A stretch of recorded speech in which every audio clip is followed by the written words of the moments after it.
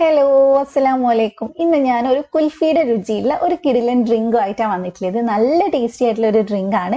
നമുക്ക് പെട്ടെന്നൊക്കെ കുറേ പേരൊക്കെ വരുന്ന സമയത്ത് നമുക്ക് പെട്ടെന്നൊക്കെ ഉണ്ടാക്കിയെടുക്കാൻ പറ്റുന്നതാണ് കേട്ടോ. അപ്പോൾ എല്ലാവരും ട്രൈ ചെയ്ത് നോക്കുക. നമുക്ക് ഗസ്റ്റിനൊക്കെ ധൈര്യമായിട്ട് കൊടുക്കാൻ പറ്റുന്നതാണ്.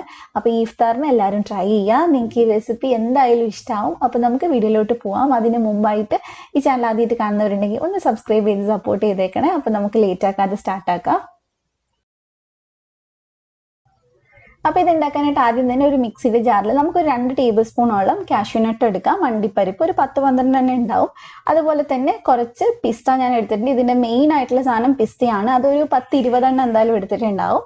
പിന്നെ ഇതിലേക്ക് ഞാൻ 1 ടേബിൾ സ്പൂൺ കോൺഫ്ലോർ ചേർത്ത് കൊടുക്കുന്നത്. നിങ്ങളുടെ കയ്യിൽ കോൺഫ്ലോർ ഇല്ല, അതുപോലെ തന്നെ കസ്റ്റാർഡ് പൗഡർ ആണ് ഇല്ലെങ്കിൽ അത് ചേർത്താലും കുഴപ്പമൊന്നുമില്ല. അപ്പൊ ഇനി നമുക്ക് ഇതിലേക്ക് ചേർക്കേണ്ടത് പഞ്ചസാരയാണ്. അപ്പൊ അത് ഞാനൊരു 2 ടേബിൾ സ്പൂൺ ചേർക്കുന്നുണ്ട്. നമ്മൾ പഞ്ചസാര ഇതിൽ ചേർക്കുന്നത് എന്തിനാന്ന് വെച്ചാൽ നമ്മൾ ഈ ചേർത്തിട്ടുള്ള നട്ട്സ് ഒക്കെ ഉണ്ടല്ലോ, അതൊക്കെ നന്നായിട്ട് പൊടിഞ്ഞു കിട്ടാൻ വേണ്ടിയിട്ടാണ്. അല്ലാതെ നമ്മൾ ഇതിൽ ചേർക്കേണ്ട കാര്യമൊന്നുമില്ല. അപ്പൊ ഞാൻ 2 ടേബിൾ സ്പൂൺ ചേർത്തിട്ട് നന്നായിട്ട് ഇതൊന്ന് അടിച്ചെടുത്തിട്ട് വരാം. പിന്നെ നമ്മൾ ഈ ഡ്രിങ്ക് ഉണ്ടാക്കാനായിട്ട് ഇത് മുഴുവനും ഞാൻ എടുക്കുന്നില്ല, ഇതിന്റെ പകുതിയേ എടുക്കുന്നുള്ളൂ. പിന്നെ അതേപോലെ തന്നെ 4 ഏലക്കയും കൂടി ചേർത്തിട്ടുണ്ട് കേട്ടോ. എന്നിട്ട് വേണം അടിച്ചെടുക്കാനായിട്ട്, ഞാൻ അത് പറയാൻ വിട്ടുപോയതാണ്. അപ്പൊ ഇനി നമുക്കത് അടിച്ച് മാറ്റി വെച്ചതിന് ശേഷം ഇതിലേക്ക് ഒരു 2.5 ടേബിൾ സ്പൂൺ ഇട്ട് കൊടുക്കാം. അപ്പൊ അത് ഏകദേശം പൊടിച്ചതിന് ശേഷം ഒരു 5 ടേബിൾ സ്പൂൺ ഒക്കെ ഉണ്ടായിരുന്നു.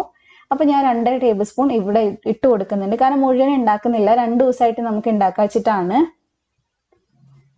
അപ്പൊ ഞാൻ പൊടി ഇട്ട് കൊടുത്തിട്ടുണ്ട്. ഇനി ഇതിലേക്ക് 2 കപ്പ് പാല് ചേർത്ത് കൊടുക്കാൻ കേട്ടോ. 1/2 ലിറ്റർ പാലുണ്ടാവും. അപ്പൊ 1/2 ലിറ്റർ പാലിന് ഇത്രയും മതി. കാരണം ഒരുപാട് തിക്കായിട്ടില്ലല്ലോ നമ്മൾ നോമ്പിന് കുടിക്കുക, കുറച്ചുകൂടെ ലൂസ് ആയിട്ടല്ലേ. അപ്പൊ അതുകൊണ്ട് അങ്ങനെ ചെയ്തത്. അപ്പൊ നിങ്ങൾ അഥവാ 1 ലിറ്റർ പാലൊക്കെ എടുക്കുന്നുണ്ടെങ്കിൽ മുഴുവനും എടുക്കേണ്ടി വരും, നല്ല ഫ്ലേവർ കിട്ടാനായിട്ട്. അപ്പൊ ഇനി നമുക്ക് ഇതൊന്ന് വേവിച്ചെടുക്കാം. ഒരുപാട് നേരം ഇട്ട് കുറുക്കേണ്ട ആവശ്യമൊന്നുമില്ല. അപ്പൊ ഇതൊന്ന് നന്നായിട്ടൊന്ന് തിളച്ച് വന്നാൽ മതി. അപ്പൊ ഇത് ഇനി ഞാൻ ഇതിലേക്ക് കുറച്ചും കൂടി പഞ്ചസാര ചേർക്കുന്നുണ്ട്. നമ്മൾ 2 ടേബിൾ സ്പൂൺ അല്ലേ പഞ്ചസാര ചേർത്തില്ല, അപ്പൊ മധുരം മതിയാവില്ല. അപ്പോൾ 2 ടേബിൾ സ്പൂൺ കൂടെ ചേർക്കുന്നുണ്ട്. അപ്പൊ നിങ്ങൾ നോക്കിയിട്ട് വേണമെങ്കിൽ ഇനിയും ചേർത്ത് കൊടുക്കുക. അപ്പൊ ടോട്ടൽ 4 ടേബിൾ സ്പൂൺ ചേർത്തിട്ടുണ്ട്. അപ്പൊ നന്നായിട്ട് നമുക്കിതൊന്ന് മിക്സ് ചെയ്തെടുക്കാം. ഇനി ഇതൊന്ന് തിളച്ച് വരണം. തിളച്ചതിന് ശേഷം പിന്നെ ഒരു 2 മിനിറ്റും കൂടി ഒന്ന് വേവിക്കാം. അപ്പൊ കുറച്ചും കൂടി ഒന്ന് എന്താ പറയാ, കോൺഫ്ലോർ വെന്ത് കുറച്ചും കൂടി ഒന്ന് ടൈറ്റ് ആയിട്ട് വരും, ഒരുപാടല്ല, കുറച്ച്. അപ്പൊ ഇത് ചെറുതായിട്ടൊന്ന് തിളച്ച് തുടങ്ങിയിട്ടുണ്ട്. അപ്പൊ നന്നായിട്ട് നമുക്കിതൊന്ന് മിക്സ് ചെയ്ത് കൊടുക്കാം. നമുക്കിത് രാവിലെയൊക്കെ ഉണ്ടാക്കി വെച്ചിട്ട് ഫ്രിഡ്ജിൽ വെച്ച് കഴിഞ്ഞാൽ വൈകുന്നേരം വേഗം എടുത്ത് നമുക്ക് ജ്യൂസ് ആക്കാൻ പറ്റും. അപ്പൊ അതേ ഇത് തിളച്ചിട്ടുണ്ട്. ഒരു 2 മിനിറ്റും കൂടി നമുക്കിതൊന്ന് വെയിറ്റ് ചെയ്യാം. എല്ലാവരും ഇതൊന്ന് ട്രൈ ചെയ്ത് നോക്കട്ടെ. ഇപ്പൊ ഒരുവിധം എല്ലാ വീട്ടിലും നട്ട്സ് ഒക്കെ വാങ്ങി വെച്ചിട്ടുണ്ടാവും എന്ന് വിചാരിക്കുന്നു. അങ്ങനെ ഉണ്ടെങ്കിൽ നിങ്ങൾ ഇതുപോലെ ഒന്ന് ഉണ്ടാക്കി നോക്കുക.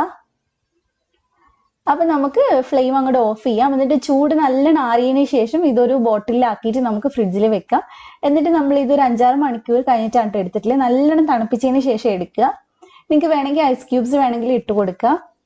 ഇനി ഞാൻ ഇതിലേക്ക് ചേർക്കുന്നത് ബദാമാണ്. ബദാം ഒരു 5-8 എണ്ണം എടുത്തിട്ടുണ്ട്, ചെറുതായിട്ട് കട്ട് ചെയ്ത് ചേർത്തതാണ്. അതുപോലെ തന്നെ ഇതിലേക്ക് കുറച്ച് നമ്മുടെ കസ്കസ് ഉണ്ടല്ലോ, അതൊന്ന് സോക്ക് ചെയ്തത് ചേർക്കുന്നുണ്ട്, കുതിർത്തിയത്.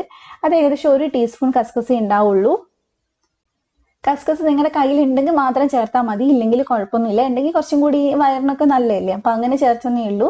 അപ്പൊ ഇനി നമുക്കിത് നന്നായിട്ടൊന്ന് മിക്സ് ചെയ്തെടുക്കാം. അതുപോലെ തന്നെ നിങ്ങൾക്ക് ഈ സമയത്ത് എന്താ പറയാ, പിസ്ത ക്രഷ് ചെയ്തത് വേണമെങ്കിൽ ഇട്ട് കൊടുക്കാം. ഞാൻ ജസ്റ്റ് ഒന്ന് ഡെക്കറേറ്റ് ചെയ്യാൻ വേണ്ടി മാത്രമേ പിസ്ത എടുക്കുന്നുള്ളൂ. അപ്പൊ ഇനി നമുക്ക് ഇത് ഗ്ലാസ്സിൽ സെർവ് ചെയ്യാം. നമുക്ക് ഏകദേശം ഒരു 2.5 ഗ്ലാസ് ഒക്കെ ഉണ്ടാവും ഇത് സെർവ് ചെയ്യുന്ന സമയത്ത്. ഇനി ഇത്രയും കൂടി ലൂസ് ആക്കണമെങ്കിൽ ഐസ് ക്യൂബ്സ് ഇട്ടാൽ മതി. അപ്പൊ സിമ്പിൾ ആയിട്ട് ചെയ്യാൻ പറ്റുന്ന, എന്നാലും നല്ല യമ്മി ആയിട്ടുള്ള ഒരു ജ്യൂസാണ്. എന്തായാലും ട്രൈ ചെയ്ത് നോക്കുക. ഇത് നമ്മുടെ നാട്ടിലൊക്കെ പണ്ട് മുതലേ ഉണ്ടാക്കാറുള്ള ഒരു ജ്യൂസാണ് കേട്ടോ, അല്ലാതെ പുതിയതൊന്നും അല്ല. അപ്പൊ നിങ്ങൾ ട്രൈ ചെയ്യുക, എന്നിട്ട് ഫീഡ്ബാക്ക് പറയുക. അപ്പൊ നിങ്ങൾക്ക് റെസിപ്പി ഇഷ്ടമായിട്ടുണ്ടെങ്കിൽ വീഡിയോ ലൈക്ക് ചെയ്യുക, ഫ്രണ്ട്സിനൊക്കെ ഒന്ന് ഷെയർ ചെയ്ത് കൊടുക്കുക. അതുപോലെ തന്നെ ഈ ചാനൽ ആദ്യമായിട്ട് കാണുന്നവരുണ്ടെങ്കിൽ ഒന്ന് സബ്സ്ക്രൈബ് ചെയ്യുക. എന്നിട്ട് തൊട്ടടുത്തുള്ള ബെല്ല് ക്ലിക്ക് ചെയ്തിട്ട് ഓളും കൂടെ ക്ലിക്ക് ചെയ്യുക.